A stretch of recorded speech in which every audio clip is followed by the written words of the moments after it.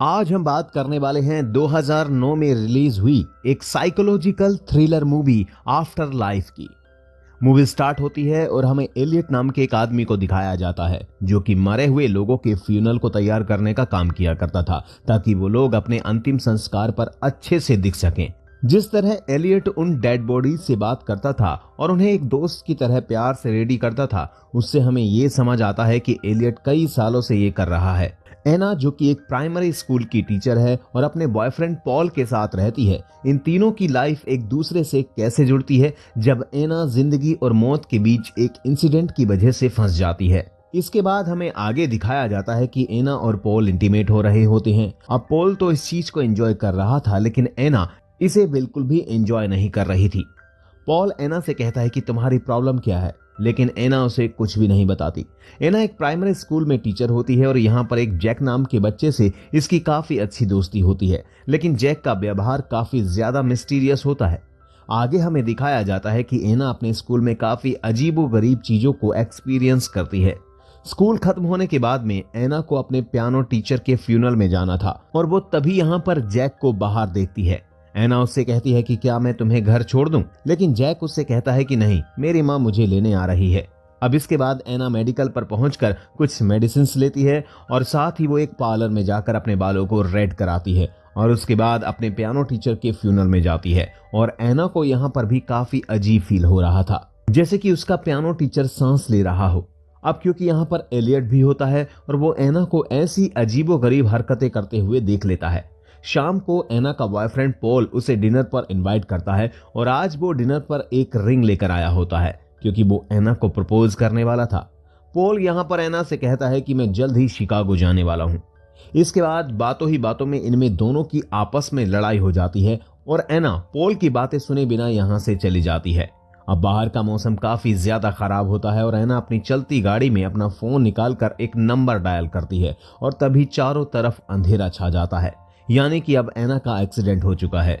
अब अगले सीन में हमें एलियट को दिखाया जाता है जिसके पास में एक नई बॉडी आई होती है और ये बॉडी किसी और की नहीं बल्कि खुद एना की ही होती है। एलियट एना के कपड़े एक कैंची से काटता है और उसके अंदर एना ने एक बहुत ही खूबसूरत रेड कलर की ड्रेस पहन रखी थी।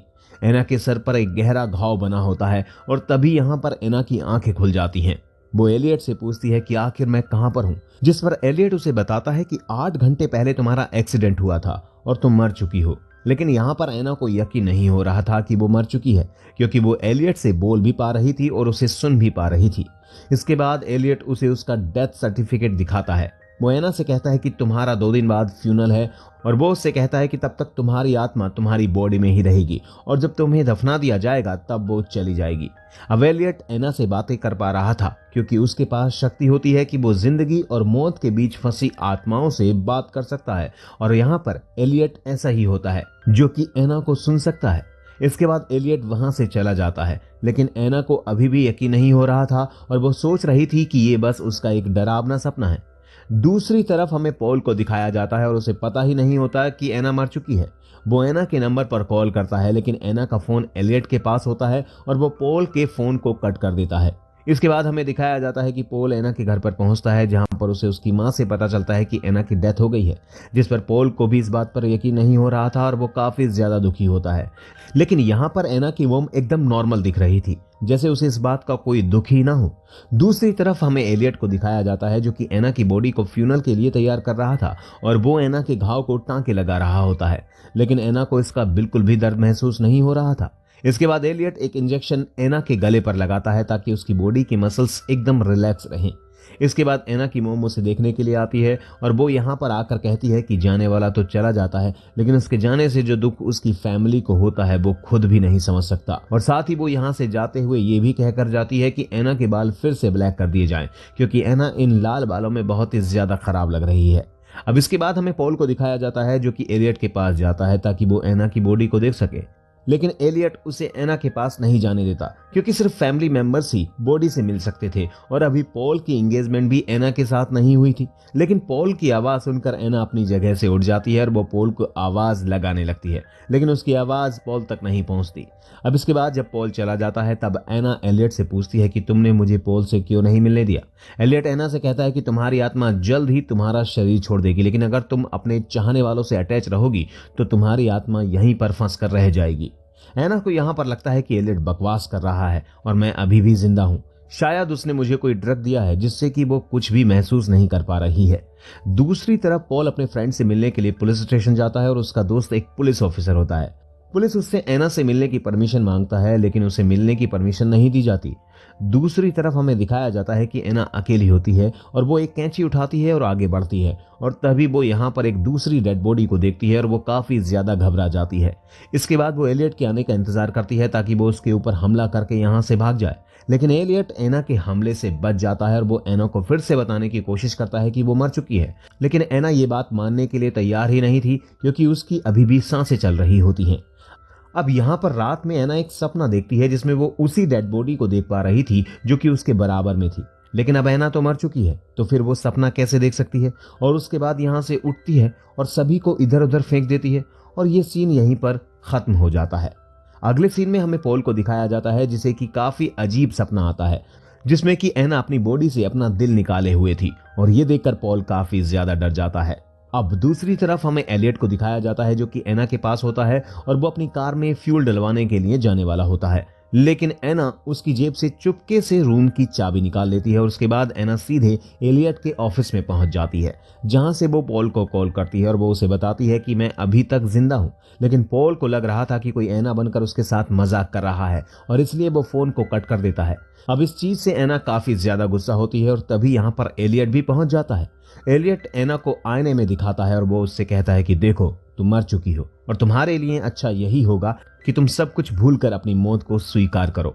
लेकिन एना नोटिस करती है कि उसकी सांसों से आईने पर भाप जम चुकी है जिसे कि एलियट चुपके से साफ कर देता है। अब यहाँ पर नीचे एना का वही फेवरेट स्टूडेंट जैक खड़ा होता है और वो यहाँ पर एना को देख लेता है।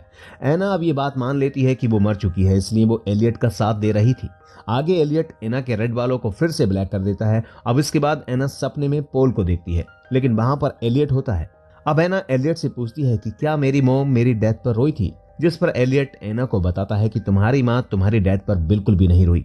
इसके बाद एना एलियट से पूछती है कि क्या पॉल मेरी डेथ पर रोया था, लेकिन यहाँ पर एलियट उससे झूठ कह देता है कि पॉल भी नहीं रोया था। और अब ये बात सुनने के बाद एना बहुत ज्यादा दुखी होती है और इसके बाद एलियट उसे एक ड्रग का इंजेक्शन दे देता है। दूसरी तरफ पॉल एना के स्कूल में पहुंचता है जहां पर वो उसकी चीजें लेने के लिए गया था। स्कूल में उसे जैक मिलता है जो कि पॉल को बता देता है कि उसने एना को फ्यूनरल होम में रेड ड्रेस में खड़ा हुआ देखा था, लेकिन पॉल को ये बातें सारी बकवास लगती हैं और वो उल्टा जैक को ही एक थप्पड़ मार देता है, जिस पर उसे बाद में काफी ज्यादा अफसोस भी होता है। एना के पास एक नई बॉडी आती है जो कि एक पुलिस ऑफिसर के भाई की है। वो पुलिस ऑफिसर एना की बॉडी को हिलते हुए देख लेता है, पर जब वो एना की हार्ट बीट चेक करता है तो सोचता है कि उसका ये भ्रम था। वहीं पॉल एक बार और कोशिश करता है पुलिस की मदद लेने की, ये कहकर कि सिर्फ पल्स चेक करके एना को डेड बताया गया था और ऐसा एक ड्रग भी है जो कि कुछ देर के लिए इंसान का पल्स रोक देता है। एक बार को उसका दोस्त कन्विंस हो जाता है, पर वो पुलिस ऑफिसर कहता है कि उसने चेक किया था, एना की हार्ट बीट नहीं चल रही थी। एना की हार्ट बीट नहीं चल रही थी। इस सब के बाद पॉल बुरी तरह से टूट जाता है। जैक जो मौत के कॉन्सेप्ट में काफी इंटरेस्ट लेता है, वो एलियट से प्रभावित हो जाता है। वो उसके पास मौत के बारे में चीजें सीखने जाता है। तब एलियट उसे एक बात कहता है जो उसके दिमाग में रह जाती है। वो कहता है कि मैं मरे हुए लोगों को फ्यूनरल के लिए तैयार करता हूँ, वो लोग जो अंदर से मर चुके हैं। मेरे पास और कोई रास्ता नहीं है। ये लोग हमारे आसपास गंदगी फैलाते हैं और उस ऑक्सीजन को वेस्ट करते हैं जो उन लोगों के लिए हैं जो सच में जीना चाहते हैं। अब एना जो रिग्रेट और गिल्ट में है और ये सोच रही है कि वो अगर जिंदा होती तो अपनी लाइफ बेहतर तरीके से जीती, वो एलियट को कहती है कि वो भी खुशी से जीना चाहती थी। एलियट कहता है कि उसकी लाइफ में प्यार करने वाले लोग थे, मगर वो फिर भी खुश नहीं थी। तो वो कहती है कि उसे अपनी गलतियों का एहसास है। एलियट उसे कहता है कि अगर उसे दूसरा मौका मिले जीने का तो वो क्या करेगी, और इसके बाद वो उसे रूम के बाहर ले जाता है, जिसके बाद वो एक हेलुसिनेशन से डरकर वो फिर से उस रूम में आ जाती है और कहती है कि अच्छा हुआ कि वो मर गई। अब एना ने अपनी मौत को एक्सेप्ट कर लिया और फ्यूनर के लिए तैयार हो जाती है, पर तभी वो मिरर के रिफ्लेक्शन में अपनी सांसों को देखती है और उसे रियलाइज होता है कि वो जिंदा है। इससे पहले कि वो कुछ कर पाती, एलियट उसे बेहोश कर देता है और उसका फ्यूनल खत्म हो जाता है। पॉल इससे पूरी तरह से टूट गया है और वो मूव ऑन नहीं कर पा रहा है। एलियट फ्यूनल के बाद उसे मूव ऑन करने के लिए कहता है, पर वो नहीं सुनता। तभी एलियट कहता है कि एना जिंदा है और पॉल को उसके पास जाने के लिए कहता है। पॉल सिमेट्री में पहुंचता है और एना को बचा लेता है, पर कहानी यहीं खत्म नहीं होती। पॉल आंखें खोलता है तो वो एलियट के बेसमेंट में होता है और ये सब उसका एक हेलुसिनेशन था। पॉल कभी सिमेट्री में पहुंचा ही नहीं था। रास्ते में एलियट ने उसका एक्सीडेंट बिल्कुल वैसे ही करवा दिया था जैसे एना का करवाया था, और ये सब कुछ वो पॉल को बताता है। वो पॉल को ये भी बताता है कि वो अंदर से मरे हुए लोगों को एक और मौका देता है जिंदगी जीने का, और देखना चाहता है कि वो चेंज होते हैं या नहीं। और जब वो चेंज नहीं होते तो एलियट उन्हें मार देता है, और ये ही अब वो पॉल के साथ करने वाला है। एलियट पॉल को अपने पूरे प्रोसेस के बारे में बताता है, कैसे उसने ड्रग्स देकर उन दोनों को मरा हुआ दिखा दिया और कैसे हेलुसिनेशन क्रिएट किया। ये सब बताने के बाद वो पॉल को भी फ्यूनल के लिए तैयार करता है, और जैक जो एलियट से पूरी तरह से प्रभावित है ये सब देख रहा है, और शायद फ्यूचर में वो भी शायद एलियट जैसा ही एक सीरियल किलर बन जाएगा। और इसी के साथ मूवी यहीं पर खत्म हो जाती है।